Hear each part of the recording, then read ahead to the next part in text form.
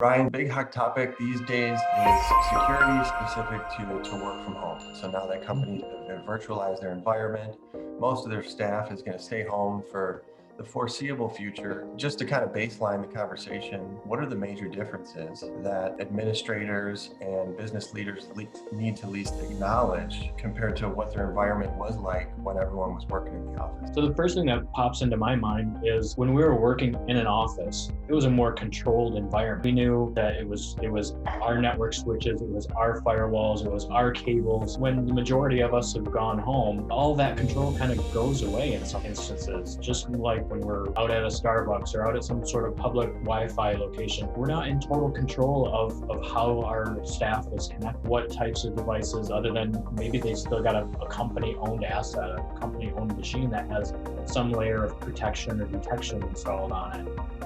But when we're operating day in and day out in an unknown environment, that just adds a lot of uncertainty to how our data is being used. Well, Ryan, personally, and I think I speak for a lot of people, my biggest fear is just the unknown. You don't know what you don't know.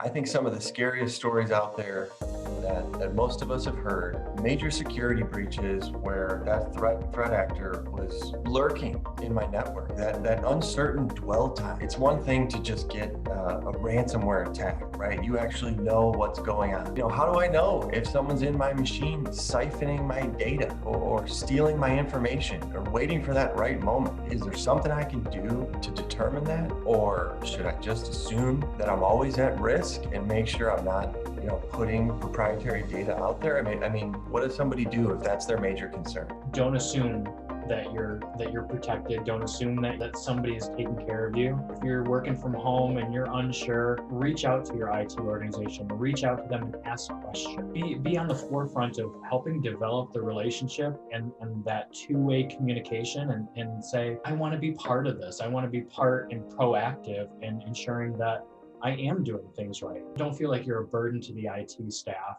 And maybe that's going to help them say, our users, our staff want to be part of this change. They want to be a proactive part of cybersecurity and protecting and detecting. Outside of that, when I go back to just working, trying to get things done, is there any general guidelines or things to make sure you do or don't do? Is there anything that comes to mind? If your company has some sort of a security awareness training program, be serious about it. Take the training. A lot of them will have little small micro doses of training, 2, 3, 4-minute segments. Keep yourself up to date and educated. Ryan, so from what we see, there's two primary ways employees can connect to their company's data. Most of us are using cloud-based applications that we connect to via browser, but there's still countless organizations out there that use traditional VPN solution. Assuming that my computer is never completely safe, truly safe when I use a VPN, am I covered there if I have an encrypted VPN solution? Like a lot of things in IT, I'm going to say it depends. VPNs by nature are just a giant superhighway for a device to connect, meaning that once you connect, you can get across any port, any protocol into a network. That has a huge inherent set of security risks.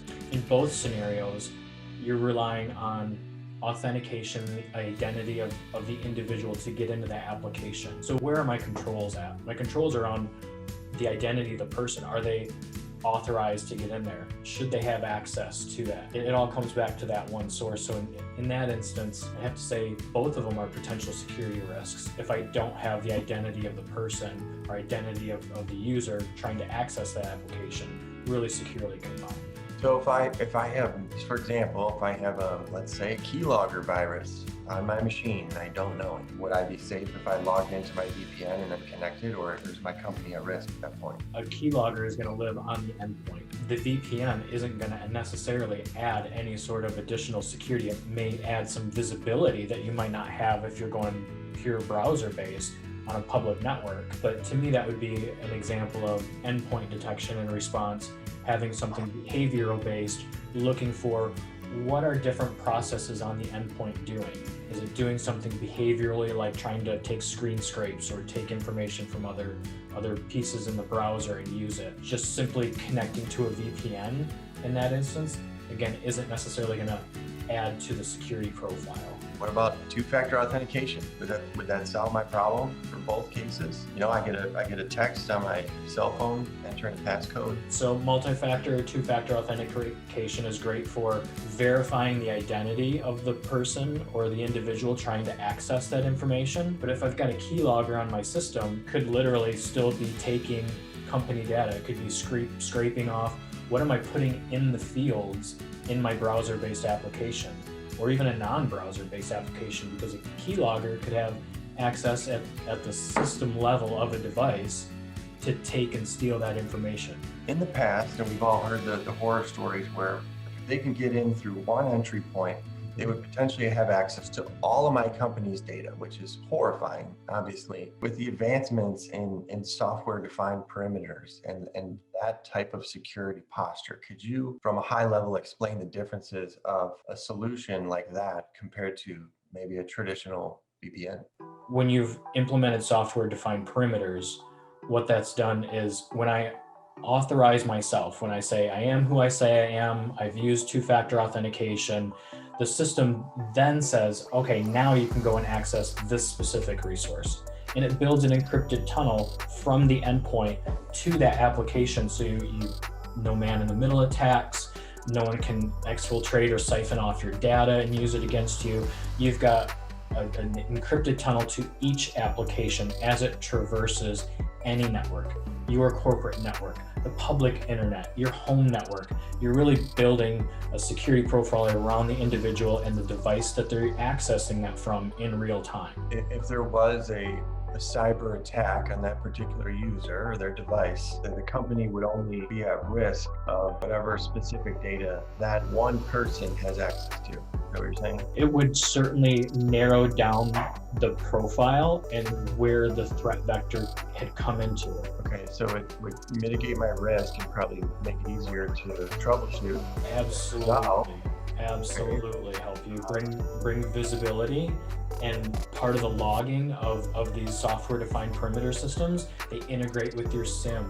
They report that information to your SOC. In a software-defined perimeter where you're enabling or you're entitling people to access a specific resource, you can build up other conditions into this. This individual can only log in from this time to this time, and the device that they're accessing from has to be running this kind of endpoint detection. It has to be turned on.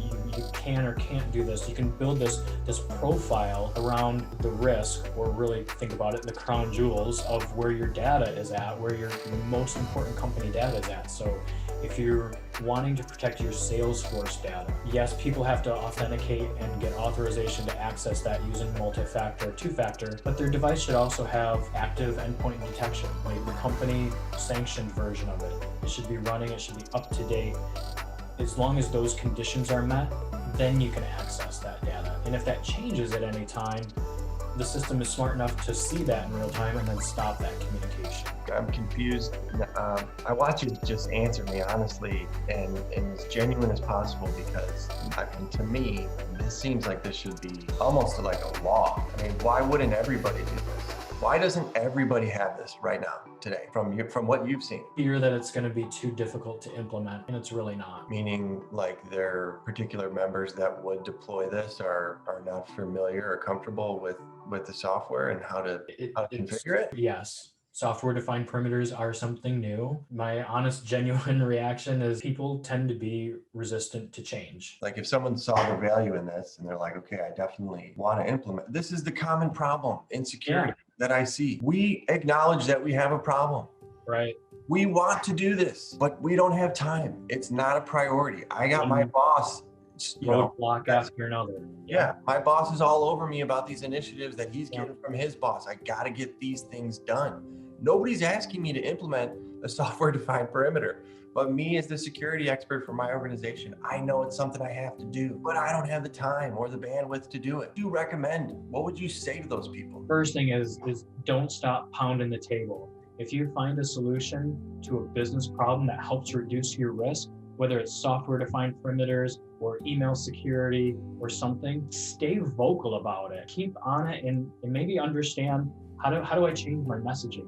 Do I need to bring in someone like a trusted advisor to help give my organization a better idea of what other companies and what other organizations are doing, how they're protecting and detecting these kind of things and keeping their business safe and in business and running, maybe that's one good reason to reach out and to bring in a trusted advisor, someone who has that experience in there. So I should say, keep pounding the table, keep your message out there, and there's always a way to get help. Whether it's implementing a specific system, there's lots of support organizations out there to help you get this done. I couldn't agree more. It's something that I love of what you do and our team does, because in other technical related projects, the TCO model, the cost comparison, the ROI forecasting, that's more black and white in most cases, right? We either have a budget for this or a current expenditure for that, and we're looking at this, and here's the cost comparison. But in these cases, it's not black and white. You talk about the risk and the opportunity cost if we don't implement that. It's hard to quantify, and that's something that I think we do a very good job of, is filling in those gaps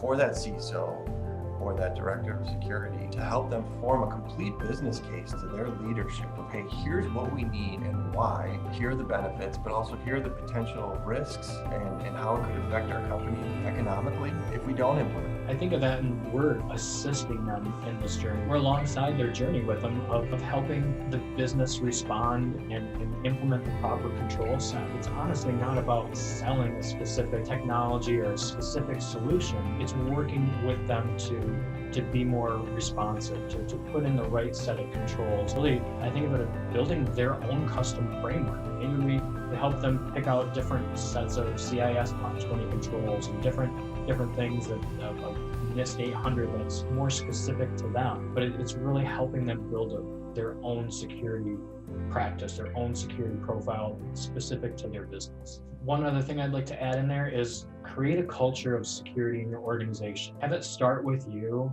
and keep doing it every single day.